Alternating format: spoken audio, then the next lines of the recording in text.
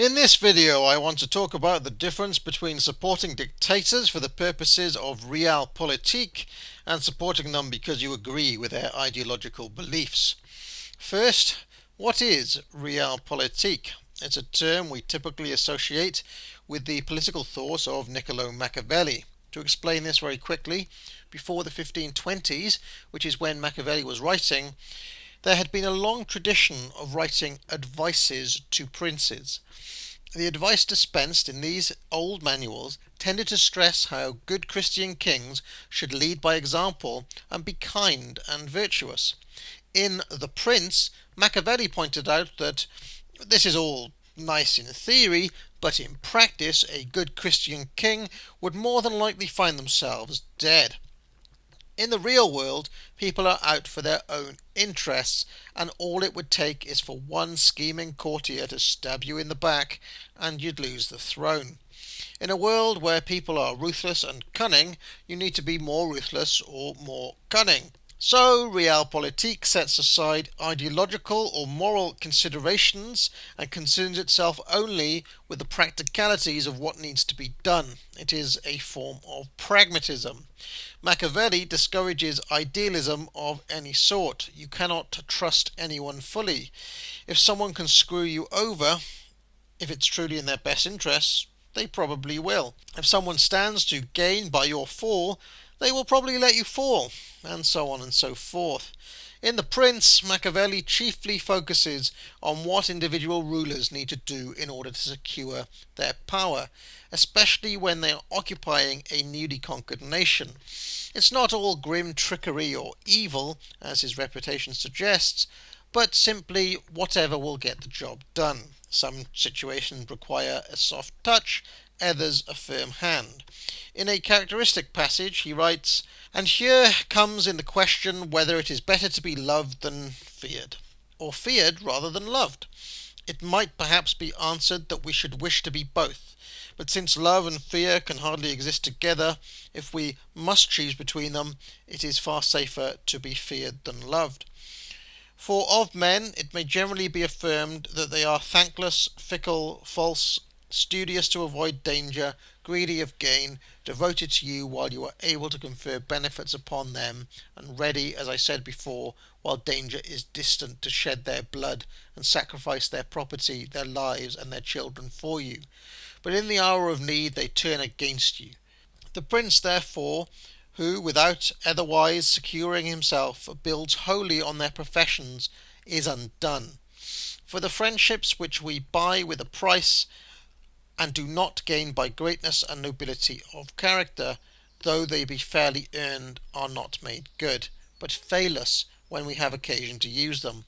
Moreover, men are less careful how they offend him who makes himself loved than him who makes himself feared. For love is held by the tie of obligation, which, because men are a sorry breed, is broken on every whisper of private interest. But fear is bound by the apprehension of punishment, which never relaxes its grasp. I want to fast forward now to more recent times and to consider not individuals but nation-states. Just as individuals are self-interested agents, so too are nation-states by definition for their own benefits. This makes the relationship between nations in geopolitics somewhat like the relationship between members of the prince's court. And just like the court, not all agents are equal in power. In the 19th century, the superpower in global politics was the United Kingdom. As the cliché goes, the sun never set on the British Empire. Because of this, the British had interests all around the globe, and British foreign policy reflected those interests. The so-called Great Game, for example, a protracted game of chess with the Russians over Afghanistan, where Britain's real goal was to keep a buffer between the Russians and its prized territory in India. Meanwhile, the Russians' real goal was to control the Sultan of Turkey, to block the traditional access route into Russia through the Strait of Constantinople, modern-day Istanbul. Fast forward another 100 years or so, and the Russians were involved in another great game, the Cold War. This time the rival superpower was the United States. After the Second World War, it was no longer de rigueur to think in terms of formal empires. Instead, They thought in terms of spheres of influence and alliances. For all intents and purposes, the NATO countries formed one bloc and the Warsaw Pact countries formed another. And then outside of that, it was fair game to flip countries red or blue. When people think about the USA supporting various dictators in the 50s, 60s, 70s and 80s, they should remember that it was almost exclusively in this context of flipping them blue from red. So when, for example, Richard Nixon and Henry Kissinger gave the go-ahead to back the CIA to lead a coup against the socialist Salvador Allende in Chile in 1973, it was because Nixon feared Chile becoming another Cuba, which of course had fallen under Soviet influence when Fidel Castro successfully led a revolution in 1959. And of course the USSR promptly installed nuclear warheads on the island just off the foot of Florida. Castro's explicit aim was to export communism to other South American countries and even into Africa. He funded insurgencies around the world.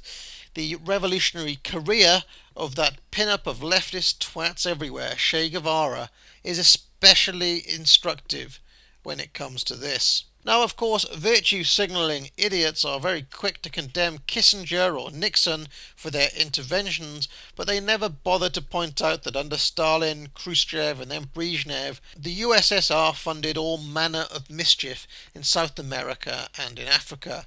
Lots of countries during this period were decolonizing as the last remnants of the British Empire died out, and other European countries like France and Belgium were losing their colonies also.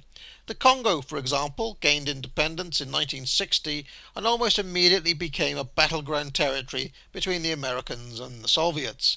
A similar story in Zimbabwe, where the Soviets and, of course, Fidel Castro supported Robert Mugabe's ZANU insurgency in the 1960s when the British granted independence to Rhodesia. So, with all of these different places, the key question is, do they flip red or do they flip blue? Let's take Iraq as a good example. In 1968, the Arab Socialist Ba'athist Party under Ahmed Hassan al-Bakr led a coup to overthrow the old Iraqi Republic. They needed a strong trading partner to whom they could sell their oil.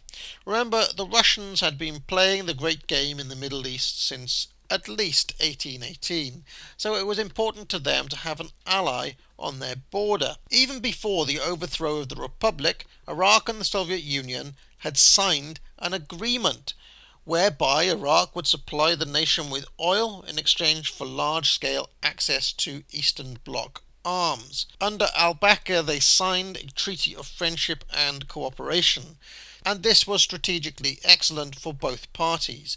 To Iraq's east was Iran, which was up until 1979 under the Shah and very friendly to the West. So Iraq was a nice counterweight for the Soviets to Western and Iranian power. But in 1979, two key things happened. First, Saddam Hussein, who had been a general in al-Bakr's army, rose to power by forcing the now elderly leader to resign. And in Iran, the Shah was violently overthrown by popular revolution led by the Ayatollah Khomeini, which established the Islamic regime that is still there now. Khomeini was fiercely anti-American and anti-Western, famously calling the Americans the Great Satan. The Iran hostage crisis spelt the end for Jimmy Carter. So now the USA was faced with the prospect of a completely anti-Western Middle East. The Soviets, meanwhile, were of course sitting pretty, but Saddam feared that the new fervour in Iran would stir up Shiite sentiments in Iraq, and he also harboured ambitions to supplant Iran as the key regional power. So in 1980 he did something truly insane. He invaded Iran. Absolutely bonkers, and it led to an 8-year conflict which was essentially static World War I style trench warfare. This was naturally a disaster for the Soviets, since it had hoped to gain Iran as a new ally while retaining its old strategic partner to achieve hegemony in the region. It wasn't particularly great news for the USA either, because it could not afford for its new enemy, Iran, to take over Iraq and become even more powerful. And it was somewhat hamstrung in helping Iraq too because of the aforementioned long-standing Soviet connection. The USSR declared itself neutral. The USA, still somewhat reeling from the Iran hostage crisis and losing its key ally in the region, also officially declared itself neutral. However, the Soviet Union, in a replay of long-standing Russian ambitions reminiscent of the Great Game, had invaded Afghanistan in December 1979, and Saddam openly condemned this act of aggression. This led to relations between Iraq and the USSR being at a low ebb and opened the door to Washington speaking to the Iraqis again, and now they had an urgent reason to do so. So now you had a situation pretty late on in the Cold War where two countries were actually at war and both of the superpowers were supposedly neutral. But of course they weren't really neutral. Neither the USA nor the USSR could afford there to be a decisive victor in the war, because the costs of one of them flipping red or blue in the aftermath would be too great. By 1982, Iran was winning the war decisively, and Saddam's forces were getting wrecked. Khomeini vowed to press all the way to Baghdad in order to overthrow him. At this moment, both the Americans and the Soviets intervened to supply the Iraqis with more weapons. The Soviets, whose friendly overtures had already been rebuffed by Khomeini once, feared the spread of radical Islam in the region. The Americans, meanwhile, feared that Khomeini wouldn't stop in Baghdad but would advance further to Kuwait and Saudi Arabia, now their key suppliers of oil. And so Saddam was rearmed, enough to drive the war into a stalemate. But the Soviets were giving Saddam ridiculous amounts of weapons, tanks, missiles, over $9.2 billion worth in fact. And of course, the Americans couldn't afford to have the Iraqis win the war either. And so during the much publicised Iran-Contra affair, a major scandal for Ronald Reagan, they secretly sold Iran about 3,000 anti-tank missiles. At the same time, you had the completely insane situation of Israel, yes, Israel, supplying Iran with weapons and ammunition in exchange for oil. If this seems completely baffling to us now, remember that Israel had had relatively good relations with the Shah, and they hoped to maintain at least some influence with the new regime. It seems that no one quite realised quite how radical the Ayatollah was, and to this day the Iranian revolutionary leaders deny these trades with Israel ever happened, even though there are pictures of the stuff they bought being used in action. So anyway, I hope you can see by this point where this is going. The world of geopolitics is pure realpolitik, so many considerations are purely strategic. Morality simply does not come into it. It's Machiavelli through and through. Leaders come and go, situations change, power shifts, but the geopolitical concerns do not change drastically. Even today, in 2017, the regional politics of the Middle East echo the great game of the 19th century.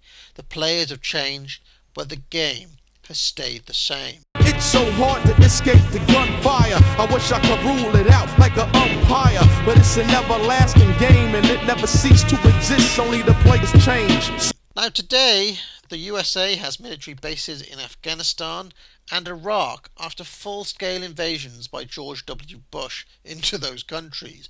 And Russia under Vladimir Putin counts Iran as a key strategic ally, both in terms of military support against ISIS in Syria and in terms of resources. This is the real world. This is realpolitik. And you have to take a dispassionate view because the strategic considerations are what they are. Countries will always look out for their own interests when push comes to shove. Now you could say, well yes, but why didn't the USA keep their noses out of the affairs of other nations? But all that happens in that scenario is that you either let the Russian power go unchecked or you let some other power go unchecked. Take the Iran-Iraq War. If the USSR and the USA had not intervened in 1982, Khomeini would probably have expanded to the limits of the old Persian Empire, in many ways the natural regional superpower, or at least it was for the vast expanse of history. From the Iranian point of view, that's excellent. It's what they want. But from the point of view of any country which is not so keen on their particular brand of Islamic theocracy, it's not so great. Neville Chamberlain will always rank among the worst ever British Prime Ministers because he sided with the pacifists in the 1930s and failed to check Hitler's expansions in Europe. When the British finally went to war with the Germans, Hitler was much stronger than he would have been if his wings had been clipped earlier. There are very sound reasons to maintain the balance of power. But yes, you might say, it's not balanced, is it? Because there's a superpower in play. To which I would say, but yes, they are on our side. If it's not them, it'll be some other power. The Russians, the Chinese, whoever. God help us, maybe even the Germans. There will always be some party who holds the whip hand. And thank your stars, it's one of our own. So what's the difference between all of that and Jeremy Corbyn saying things like Fidel Castro is a champion of social justice? Or what about when George Galloway goes and meets Saddam Hussein just 3 years after the first Gulf War? Or what about when Bernie Sanders praises Venezuela unironically? What's the difference? None of these men were in power when they said these things. They, somewhat incredibly, were actually using these dictators as an anti-Western virtue signal. Do you see how that is absolutely nothing like Nixon strategically needing to back Pinochet or Ronald Reagan needing to play off both of the sides in the Iran-Iraq War? One is to achieve a specific geopolitical end in the national interest. The other is literally siding against your own country with an enemy state because you agree with the policies of the dictator. The left does not and never can play whataboutery on this issue. It's shameful that they even try. But it's hardly surprising because, of course, they only think about things on an emotional level. They see harm, they see people being killed, and they want someone to blame so they can feel better about it. When you base your entire political identity on the lyrics of John Lennon's Imagine, that's what you end up with. Judging the real world against the make-believe standards of no religion, no countries, no possessions, no causes to kill or die for, a brotherhood of man sharing all the world. When are you going to grow up and realise that it's just a stupid song? More deluded even than the writers of the Advices to Princes before Machiavelli.